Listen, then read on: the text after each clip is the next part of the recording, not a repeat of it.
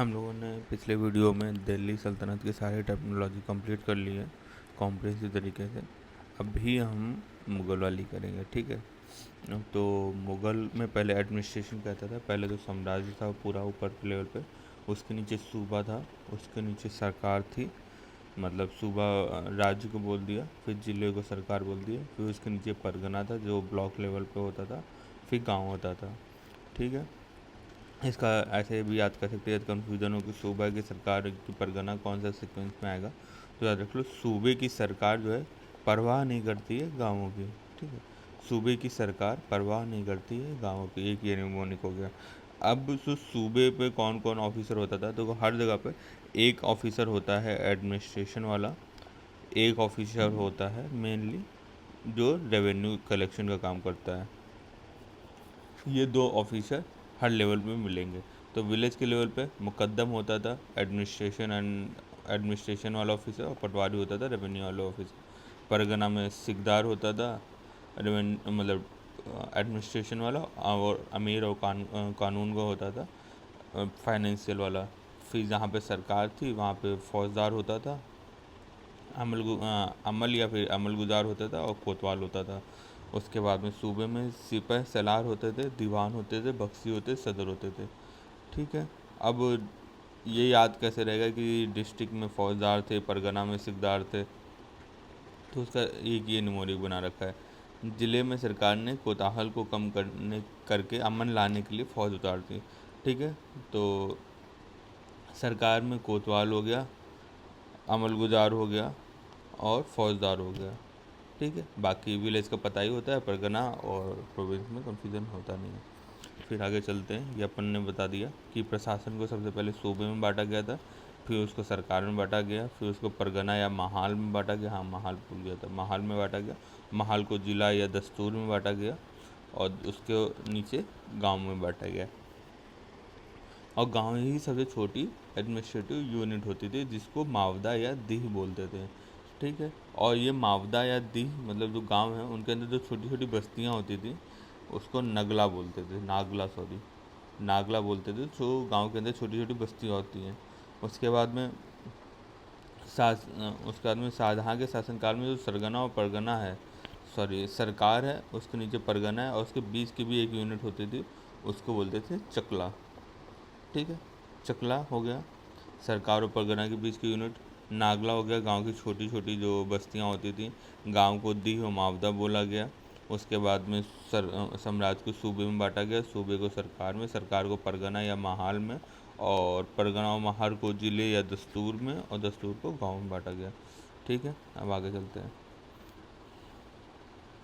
वजीर, जैसे दिल्ली सल्तनत में वेल्थ, वजीर मतलब वेल्थ याद किया था, वेल्थ मतलब रेवेन्यू डिपार्टमेंट याद किया था, वैसे यहाँ पे भी है, जो हेड ऑफ रेवेन्यू डिपार्टमेंट होता था उसको वजीर बोलते थे। दीवान, दीवान को ऐसे याद कर सकते हैं, दीवान मतलब दिया लिया, ठीक है। दीवान मतलब दिया या लिया, मतलब responsible for all income and expenditure over, इसको कंट्रोल होता था खलीसा एंड जागीर पे भी। तो दीवान मतलब दिया लिया, मतलब दिया तो एक्सपेंडिचर हो गया और लिया तो इनकम हो गया। तो जो सारे इनकम एंड एक्सपेंडिचर का खर्चा संभालता था वो होता था दीवान। मीर बख्शी, मीर बख्शी मतलब जो किसी को ना बख्शे, मतलब जो सेना होती है वो किसी को ना बख्शती, देश के खिलाफ कुछ करोगे तो पटक देगी उठा करके। तो मीर बख्शी हो गई मतलब जो हेड होता था मिलिट्री डिपार्टमेंट का, या फिर nobility and information and intelligence agency का हेड होता था, ठीक है। वजीर हो गया रेवेन्यू वाला, दीवान हो गया जो इनकम एंड एक्सपेंडिचर देखे, मीर बख्शी हो गया head of the army information and nobility. फिर मीर सामान, सामान अब किसके सामान की ख्याल रखा जाएगा, जो राजा महाराजा लोग हैं उन्हीं लोगों के सामान का ख्याल रखा जाएगा। तो मतलब जो रॉयल हाउस होल्ड का चीज़ होता था उसका इंचार्ज होता था, उसकी व्यवस्था करता था। Royal house, imperial house hold या फिर रॉयल हाउस होल्ड हो गया, इसको खार खानाज भी बोलते थे, ठीक है। दीवान है बयूतात, दीवान है बयूतात क्या काम करता था, बयूतात रोड को मेंटेन करने का काम करता था और गवर्नमेंट बिल्डिंग को मेंटेन करने का काम करता था। उसके बाद में मीर मंसी, मीर मंसी रॉयल करस्पॉन्डेंस होता था। सदर उस सद्र, सद्र उस सद्र जो होता था वो बेसिकली चैरिटेबल और रिलीजियस इंडोरमेंट का इंचार्ज होता था। काजी का बात आ गया, काजी का तो चाहे दिल्ली सल्तनत हो मुगल हो, दोनों में काजी वर्ड है तो लॉ से रिलेटेड होगा या फिर होगा जस्टिस से रिलेटेड। ठीक है, तो काजी उल कजात क्या है, head of the justice department है। मुहस्सिब, मुहस्सिब दिल्ली सल्तनत में भी मोरल्स मतलब लॉ एंड ऑर्डर को मेंटेन करने वाला था, और मुग़ल दरबार में भी वही था कि जो पब्लिक मोरल्स को सेंसर करे या उनको मेंटेन करे। फिर है मुशरिफ ममालिक, और मुशरिफ ममालिक मतलब होता है अकाउंट जनरल। मुशरिफ को ऐसे याद कराया था कि मुशरिफ मतलब मुंशी, और ममालिक मतलब होता है हेड। तो मुंशियों का हेड होता है अकाउंट जनरल।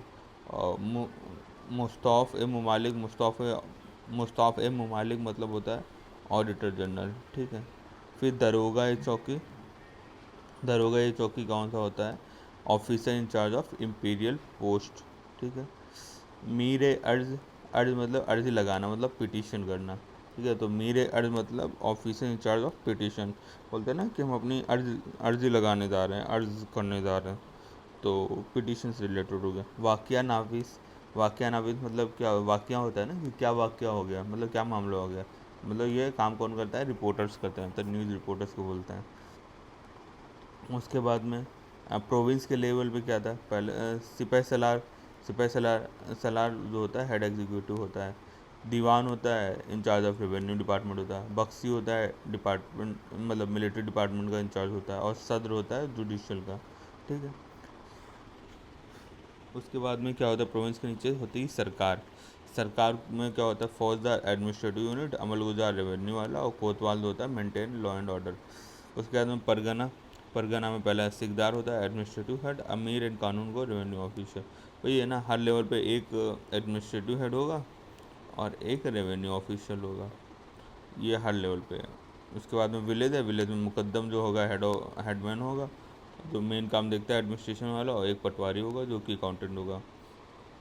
फिर इम्पॉर्टेंट डिपार्टमेंट्स कौन है, दीवान है, वजारत, वजारत वही मतलब जो वजीर का डिपार्टमेंट है, मतलब department of revenue and finance. अर्ज मिलिट्री डिपार्टमेंट। फिर रसालत मुहतासिब। ठीक है, जैसे रिसालत मुहस्सिब, इसका पूरा नाम है रिसालत मुहस्सिब, ये फॉरेन अफेयर्स डिपार्टमेंट है। वैसे ही जब हम दिल्ली सल्तनत की बात करते हैं तो दिल्ली सल्तनत में भी एक है दीवान रसालत, तो वो दीवान रसालत भी फॉरेन डिपार्टमेंट से रिलेटेड है। ठीक है, तो रसालत मतलब फॉरेन समझ सकते हैं। दीवान इंसा गवर्नमेंट पेपर्स का जो कस्टोडियन होता है। दीवान काजा, काजा फिर से काजी से रिलेटेड कर लो, काजी मतलब जस्टिस, मतलब जस्टिस डिपार्टमेंट। दीवान बरीद मतलब कौन बरी कर देता है, बरीद मतलब इंटेलिजेंस। ठीक है, इंटेलिजेंस डिपार्टमेंट है, और ये अलाउद्दीन खिलजी के टाइम से है। ठीक है, अलाउद्दीन खिलजी के टाइम से दीवान बरीद काम कर रहा है। दीवान सामान, ऊपर ही देख लिया, जो रॉयल हाउस होल्ड का इंचार्ज होता है, सामान वामान का ख्याल रखता है। ये तो हो गया अपने नोट्स से। फिर और कुछ चीज़ें इधर उधर से ऐड की हैं। टोडल मिल सिस्टम, टोडल मिल सिस्टम एक टाइप का टैक्स सिस्टम होता था मुगल के टाइम पे। इसमें क्या होता था, पिछले 10 सालों का कितना क्या प्रोडक्शन रहा है, उनकी क्या मार्केट वैल्यू रही है, और इन दोनों का एवरेज निकाल करके जितना एवरेज आता था उसका 1/3 टैक्स के रूप में डिसाइड कर दिया जाता था। ये था टोडल मिल सिस्टम। फिर बटाई क्या होता है, बटाई तो अभी भी होती है कि अभी की अभी भी बटाई होती है, लेकिन वो बटाई पुराने वाली बटाई से अलग है। अभी की बटाई में क्या होता है कि हम अपनी लैंड को किराए पे दे देते हैं कि तुम पैदा करो और हमको एक सर्टन प्रोपोर्शन दे देना आकर के। लेकिन पहले जो बटाई होती थी उसका होता था कि ये रेवेन्यू कलेक्ट करने की मुगल टाइम की प्रणाली थी। अब पोलस वो लैंड को बोलते हैं जहाँ पे प्रत्येक वर्ष एग्रीकल्चर हो। तो पोलस से प्रत्येक याद कर लो, मतलब प्रत्येक क्या है कि प्रत्येक वर्ष एग्रीकल्चर हो रहा है, जहाँ पे खेती हो रही है, उसको पोलस बोला जा रहा है। चाचर, चाचर मतलब चार। ठीक है, जो मतलब 3-4 साल से ऐसे ही खेती नहीं की गई, ऐसी खुली पड़ी हुई है। खुदगाश्त मतलब जो वहाँ पे खुद रहे और फिर खेती करे। मीर बख्शी देख ही लिया, सैन्य विभाग का हेड। मीर है सामा, और देख ही लिया है कि सामा मतलब सामान से याद किया, और जो सुल्तान के परिवारों की दैनिक जरूरतों का ध्यान रखे।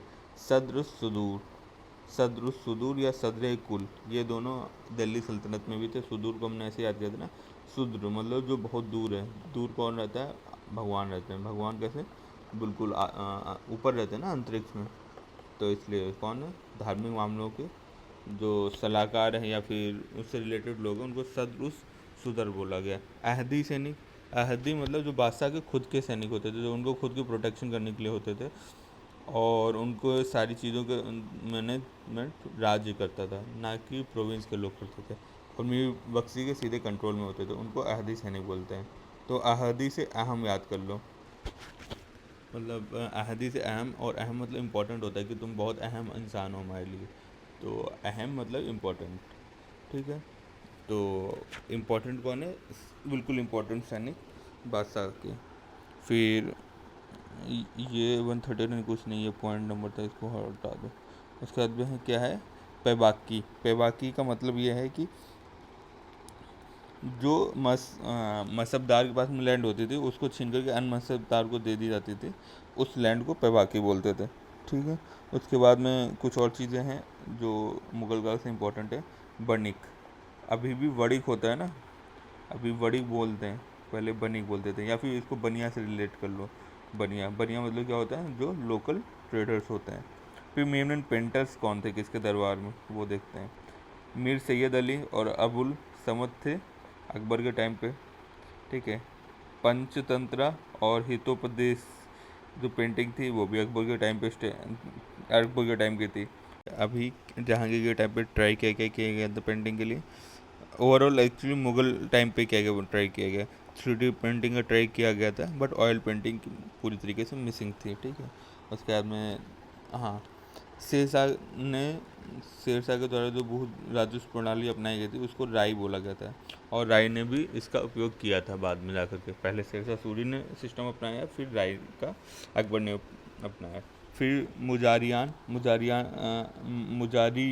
क्या होता था, जो खुद कास्ट कृषक होते थे, उनसे भूमि किराए पर लेकर के खुद जो कृषि कार्य करते थे उनको मुदरियान बोलते थे, मुदरियान, ठीक है। उसके बाद में गल्ला बख्शी किसे बोलते थे, तो फसल का कुछ भाग सरकार द्वारा ले लिया जाता था एज अ टैक्स, उसको गल्ला बख्शी बोलते थे। नसक क्या होता था, इसमें खड़ी फसल होती थी, उसके हिसाब से लगान का अनुमान लगाया जाता था, और जब वो कट जाती थी तो वो उठा के ले चले जाते थे। और जब्ती क्या होता था, जब्ती भी एक टैक्स का सिस्टम होता था, इसमें जब बोई जाती थी फसल उसके आधार पर लैंड का टैक्स लगाया जाता था। और अकबर के टाइम पे लैंड का जो टैक्स था, लैंड का क्या, ओवरऑल जो टैक्स था वो 1/3 हुआ करता था। तो ठीक है, नसक मतलब जो खड़ी फसल है, और जब्ती मतलब जब बोई गई है तब जितनी फसल का अनुमान था उसके बेसिस पे लिया जाता था। इस तरीके से अपना मुगल टाइम पूरा कंप्लीट होता है।